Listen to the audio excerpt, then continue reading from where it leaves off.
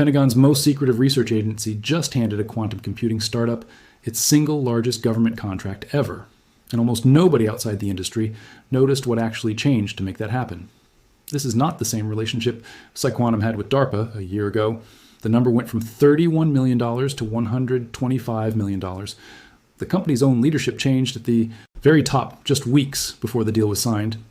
and the goalposts DARPA is using to judge success just moved in a way that tells you exactly how close or how far we actually are from a working, useful quantum computer. By the end of this video, you are going to understand exactly what PsiQuantum's new agreement with DARPA actually involves, why it represents such a dramatic jump from what came before it, what changed inside the company right before this deal happened, and why the United States government is betting so heavily on one particular approach to quantum computing, while dozens of other companies chase the same prize using completely different methods. If you have ever been confused about what quantum computing actually is, why it matters, or why the government suddenly cares so much about it, this story is going to make that a lot clearer. Let's start with what actually got announced. On July 22nd, 2026, PsiQuantum signed a new $125 million expanded agreement with the Defense Advanced Research Projects Agency, known as DARPA, under a program called the Quantum Benchmarking Initiative, or QBI for short.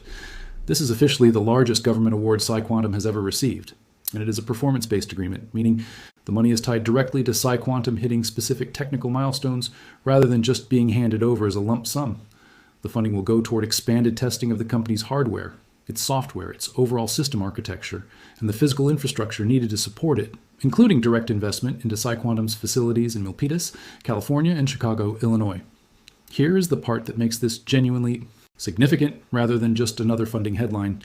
PsiQuantum is currently one of only 2 companies remaining in Stage C of the Quantum Benchmarking Initiative, which is the program's final and most demanding assessment phase.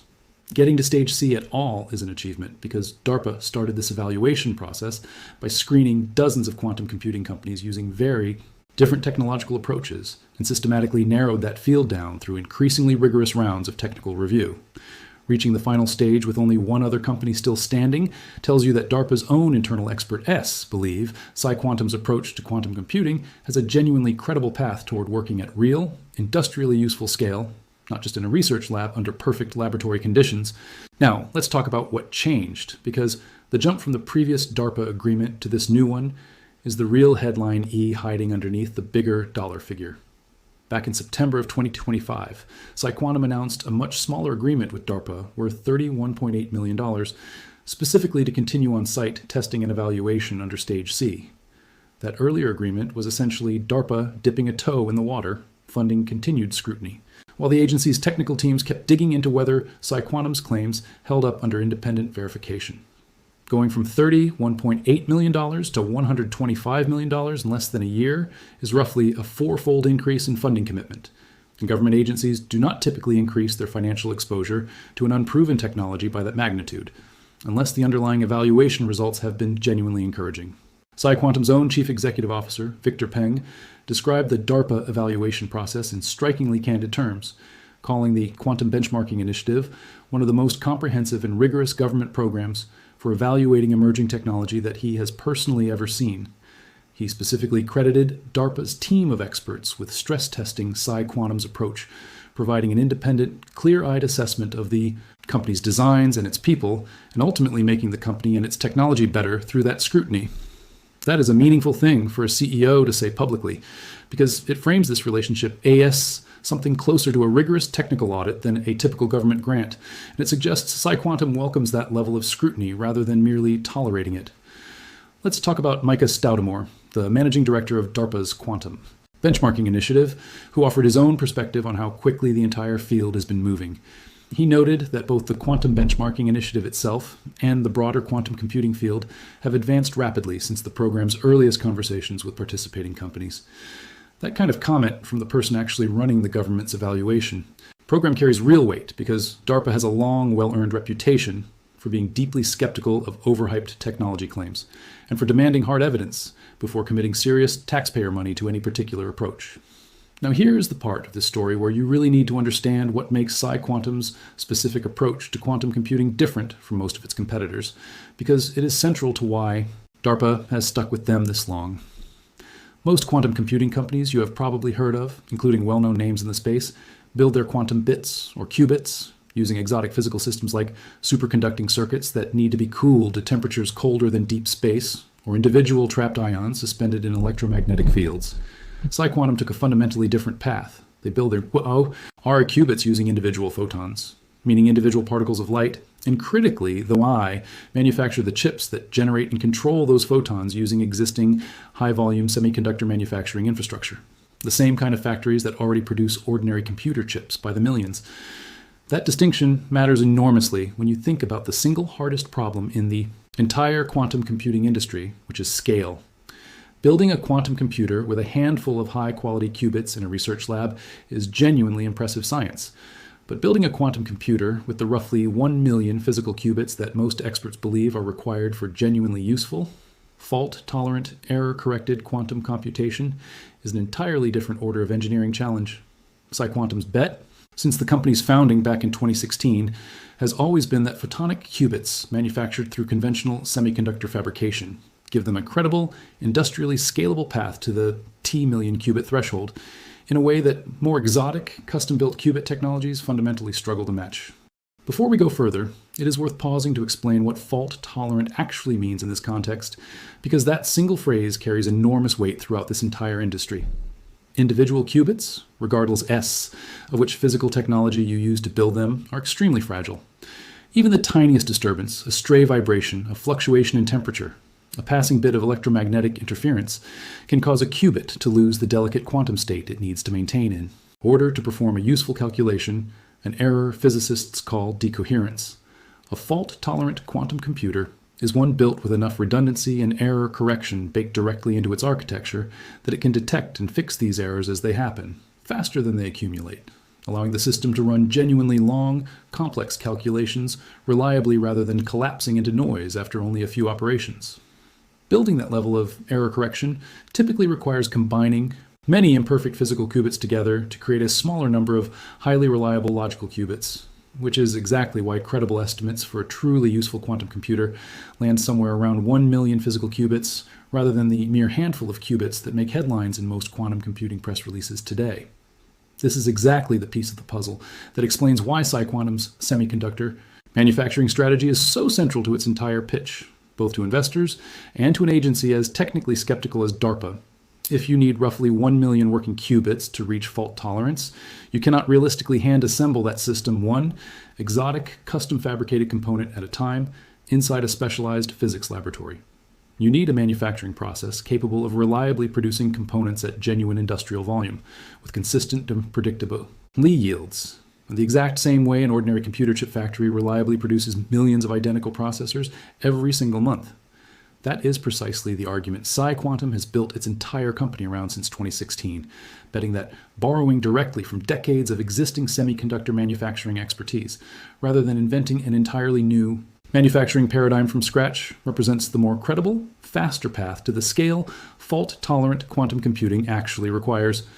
This is not just a theoretical claim sitting in a pitch deck. PsiQuantum actually manufactures its integrated photonic chipset at GlobalFoundries Fab 8 facility in New York, which is a real high-volume commercial semiconductor foundry that already produces chips at massive industrial scale for other customers across the technology industry. In February of 2025, the company published research in the journal Nature describing a chipset called Omega, which it says demonstrates all of the components required for million qubit systems, manufactured at semiconductor industry scale and semiconductor industry yields. The company also integrated a specialized material called barium titanate into its manufacturing process, which it describes as one of the highest performing electro-optic materials available, and which the company calls the missing component needed to make large-scale optical quantum computing actually work. PsiQuantum manufactures 300 millimeter wafers of this barium titanate material at its own California facilities, which then get integrated together with the photonic chips manufactured at GlobalFoundries. Let's talk about the physical infrastructure PsiQuantum is actually building right now, because this is not a company that is still working purely on paper designs. PsiQuantum is constructing two enormous data center-sized facilities it calls quantum compute centers, one located near Brisbane Airport in Australia, and one located on Chicago's south side inside a newly created hub called the Illinois Quantum and Microelectronics Park. The Brisbane facility is backed by roughly 940 million Australian dollars, worth around 620 million American dollars, jointly funded by the Australian federal government and the Queensland state government, making it one of the largest single government investments in quantum computing infrastructure anywhere in the world. The Chicago facility is anchored inside a new 150-acre technology park and is supported by more than $500 million in public funding, including a massive 300,000 square foot operations center and a dedicated cryogenic facility that alone is expected to cost up to $500 million to build. Both of these facilities are designed specifically to house full-scale, operational quantum computers, not just laboratory prototypes. And PsiQuantum has publicly stated its goal of having these systems operational by 2027. Interestingly, DARPA's own quantum benchmarking initiative was originally designed around a somewhat longer horizon, exploring whether it is possible to build an industrially useful quantum computer by 2033. That gap between PsiQuantum's internal 2027 target and DARPA's broader 2033 industry benchmark is worth sitting with for a second, because it captures the fundamental tension running through this entire story. PsiQuantum's own executives are publicly confident enough to commit to an aggressive, near-term timeline, while the government's own independent evaluation framework is built around a more conservative, longer horizon for the industry as a whole. Now let's talk about the leadership change that happened right before this deal, because it is a genuinely important piece of context that most coverage of this DARPA announcement barely mentions. Victor Peng, the CEO quoted throughout this new DARPA agreement, was actually named PsiQuantum month in July of 2026, after joining the company as interim CEO back in February. Peng previously served as president of Advanced Micro Devices, commonly known as AMD, one of the largest and most established semiconductor companies in the world, bringing in a veteran semiconductor industry executive with deep experience running large E-scale chip manufacturing operations, right at the exact moment PsiQuantum is transitioning from laboratory research toward full-scale industrial deployment is not a coincidence. It strongly suggests that PsiQuantum's board and investors specifically wanted proven, large-scale manufacturing leadership in place as the company enters this critical, capital-intensive build-out phase, rather than continuing purely under its original scientific founder. That founder, by the way, is Jeremy O'Brien, who co-founded PsiQuantum back in 2016 alongside Mark Thompson, Peter Shadbolt, and Terry Rudolph. O'Brien's scientific pedigree in this field runs remarkably deep. He and members of his founding team performed the world's first laboratory demonstration of a 2-qubit logic gate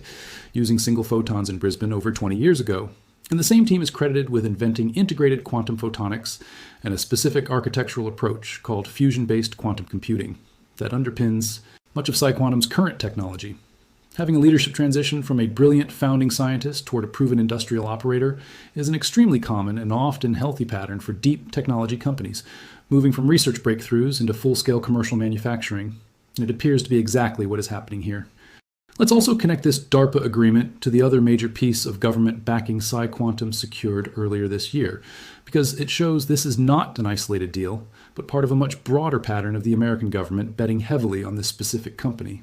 Back in May of 2026, PsiQuantum signed a letter of intent with the United States Department of Commerce for $100 million in proposed federal incentives under the CHIPS and Science Act, the same landmark legislation designed to strengthen America's domestic semiconductor manufacturing capacity. That Commerce Department program is struck to red in an unusual way worth understanding, because rather than simply handing out grants, the government is taking minority equity stakes in 9 different quantum computing companies in exchange for a combined $2 billion in support, with IBM slated to receive $1 billion, Global Foundries slated to receive $375 million, and PsiQuantum slated to receive that $100 million allocation. It is worth noting these specific agreements are not yet finalized, but the structure itself, government equity stakes rather than simple grants, tells you how seriously Washington is treating quantum computing as genuine strategic national infrastructure, similar to how it has approached the broader semiconductor industry in recent years.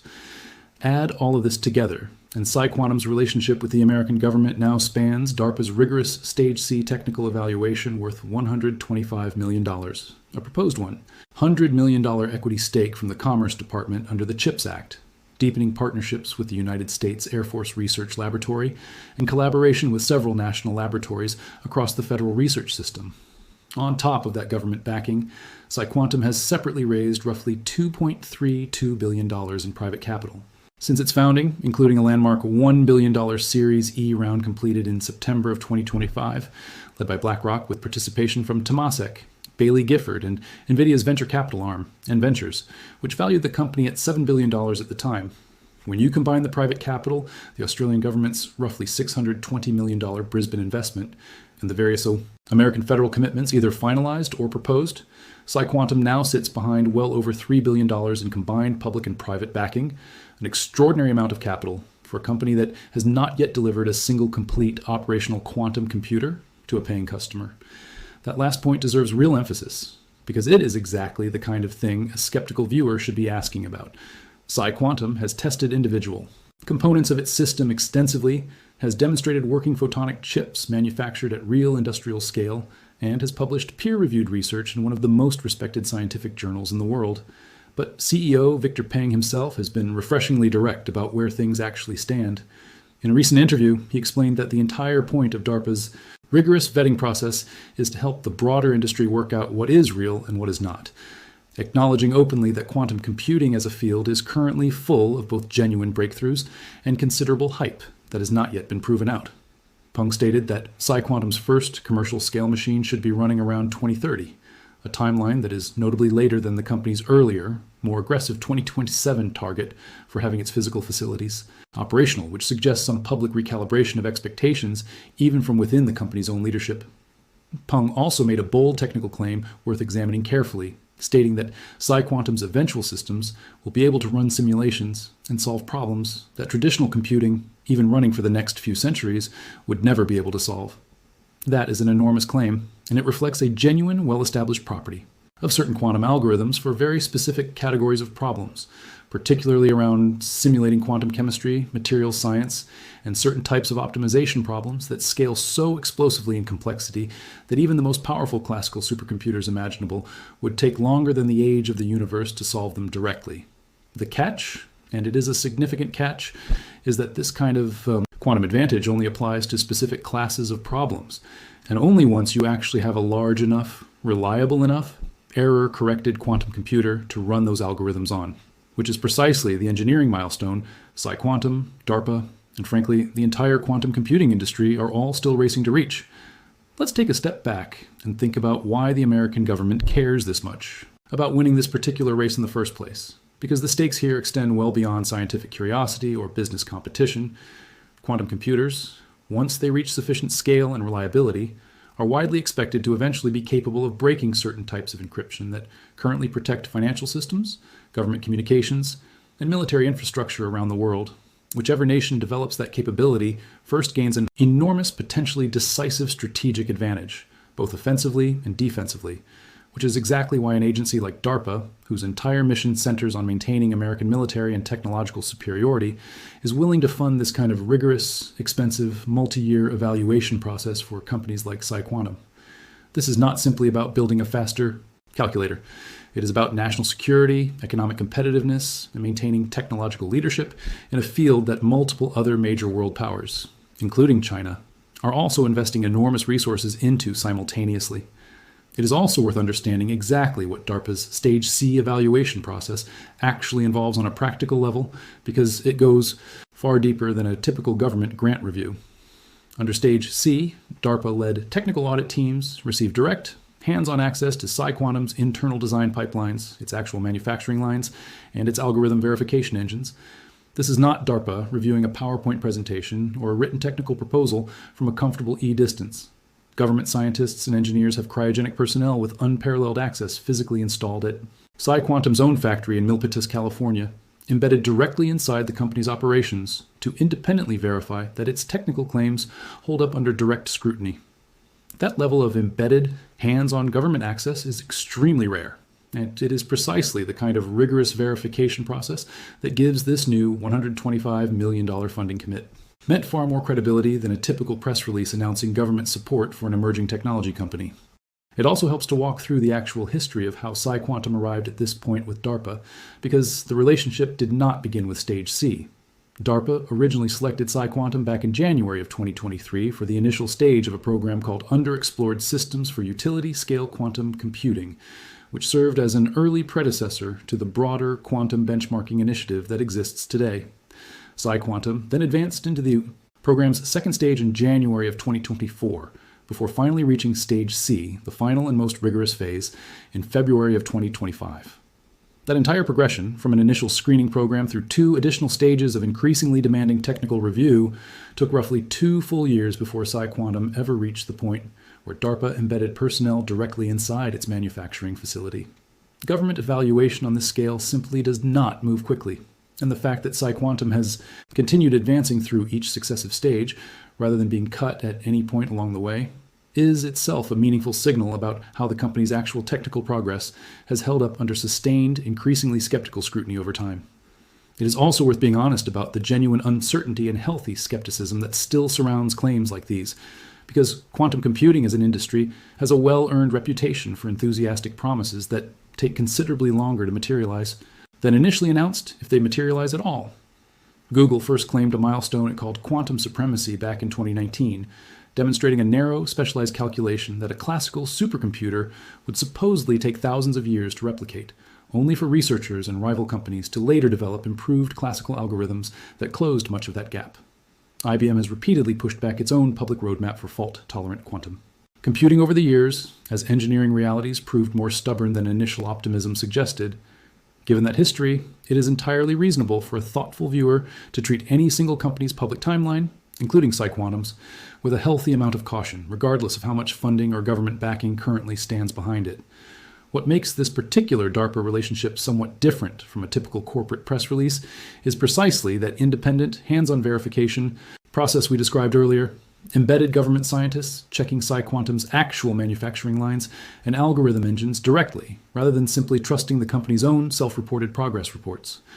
There is also a broader global competitive dimension worth understanding here, because quantum computing has increasingly become an arena of direct technological competition between the United States and China, similar in tone to the ongoing race around advanced semiconductor manufacturing and artificial intelligence more broadly. Chinese state-backed research institutions and companies have made significant, well-publicized investments into their own quantum computing programs across multiple competing physical approaches, and Chinese researchers have periodically published results claiming to match or exceed specific benchmark achievements set by American and European companies. Against that backdrop, DARPA's willingness to commit an increasingly large amount of taxpayer funding specifically toward independently verifying which American quantum computing approaches are genuinely credible, rather than simply hoping the private sector sorts it out on its own, reflects a deliberate strategic choice to ensure the United States maintains a clear, verified technological lead in a field widely viewed as having enormous long-term implications for both economic competitiveness and national security. It also helps to ground all of this in what a working, fault-tolerant quantum computer would actually be useful for once it exists, because the abstract phrase quantum advantage can sound disconnected from anything practical if you have never seen it applied to a real-world problem.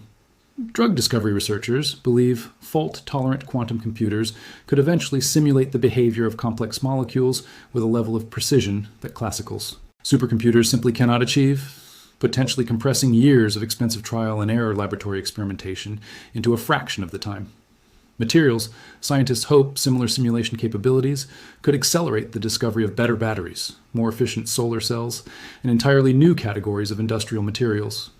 Financial institutions and logistics companies are watching closely because certain categories of complex optimization problems, the kind involved in portfolio risk modeling or global supply chain routing, are exactly the type of problem where quantum algorithms are expected to eventually outperform anything classical computing can offer. None of those applications are available today, and none of them will be available until someone actually builds a working, reliable, sufficiently large, fault-tolerant machine, which is exactly why this specific DARPA verification process matters so much to so many industries watching from the sidelines. Let's also put PsiQuantum's approach in context against its competitors, because understanding the alternative paths other companies are taking helps explain why DARPA's quantum benchmarking initiative narrowed its field down to essentially 2 finalists in Stage C. Google and IBM have both invested heavily in superconducting qubit technology, requiring extraordinarily complex cryogenic cooling systems to keep their processors operating near absolute zero. Companies like IonQ and Quantinuum have pursued trapped ion approaches, using individual charged atoms suspended and controlled with lasers and electromagnetic fields. Each of these approaches has produced genuinely impressive scientific results in working prototype systems. But scaling any of these exotic, highly specialized physical systems up to the roughly 1 million qubits most experts believe are needed for truly useful, fault-tolerant quantum. Computation remains an enormous unsolved engineering challenge for every single one of these competing approaches, which is exactly the challenge PsiQuantum's semiconductor manufacturing-based strategy was specifically designed to address from day one. Keep that competitive landscape in mind whenever you see a new quantum computing headline cross your feed, because not every announcement carries the same weight. A company publishing an impressive lab result is one thing. A company convincing DARPA's own embedded technical auditors to quadruple their funding commitment after 2 years of hands-on scrutiny is a meaningfully different and considerably rarer kind of signal. So where does all of this actually leave us, practically speaking, right now in the middle of 2026? PsiQuantum has cleared an extraordinarily rigorous, multi-year, hands-on government evaluation process well enough to become one of only 2 finalists remaining in DARPA's most demanding assessment stage. The company has secured a genuinely enormous jump in funding commitment from DARPA, specifically quadrupling its prior award in less than a year based on demonstrated technical progress rather than speculative promises. It brought in a proven, large-scale semiconductor manufacturing executive to lead the company into its next phase of industrial deployment, right at the exact moment that phase is beginning in earnest. And it continues building 2 enormous, genuinely under construction physical facilities in Brisbane and Chicago that represent among the largest dedicated quantum computing infrastructure investments happening anywhere on the planet right now. None of that guarantees PsiQuantum will actually deliver a working, commercially useful, million-qubit quantum computer on the timeline its executives have publicly discussed. The history of ambitious deep technology companies is filled with brilliant approaches that ultimately ran into engineering walls nobody fully anticipated at the outset. But the specific combination of factors present in this story, independent, hands-on government verification rather than simple self-reported progress, a dramatic and specific increase in funding tied directly to performance milestones, real physical manufacturing infrastructure, already under construction rather than existing only on paper, and a leadership team now explicitly built around proven industrial execution, other than pure research vision, represents a meaningfully different and more credible signal than most quantum computing headlines you will come across in a typical week of technology news. That distinction between a headline and a verified milestone is exactly what separates the noise in this industry from the stories actually worth paying attention to. If you found this breakdown genuinely useful, go ahead and hit that like button right now, because untangling what actually changed behind a government funding headline like this one takes real digging. And that kind of digging is exactly what keeps this channel worth coming back to. And if you want to keep tracking exactly how close PsiQuantum and the broader quantum computing industry as a whole actually get to delivering on these enormous promises over the next few years, make sure you are subscribed, because DARPA's own evaluation timeline suggests we're going to find out a lot more one way or another well before the end of this decade. That number alone tells you this was never just another routine funding announcement lost in the noise of a busy tech news cycle.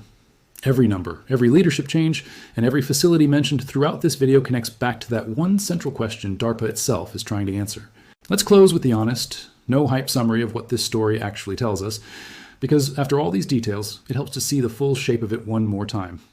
PsiQuantum just secured its largest government contract ever, a $125 million expanded agreement with DARPA that represents roughly 4 times its previous award, tied directly to independent, hands-on technical verification rather than simple self-reported progress.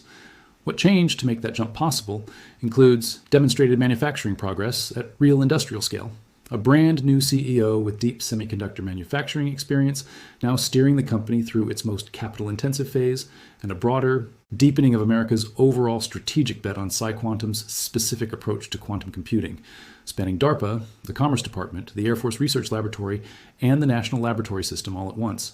Whether PsiQuantum actually delivers a working million-qubit, commercially useful quantum computer by 2030 remains genuinely uncertain. And the company's own CEO has been refreshingly candid that even he sees this process as separating what is real in the industry from what is still just hype.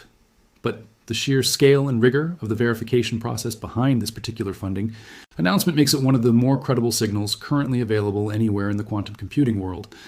Thanks for watching this one all the way through. Government contract announcements rarely get the deep breakdown they actually deserve, and this is exactly the kind of story that ends up mattering far more in a few years than it seems to right now.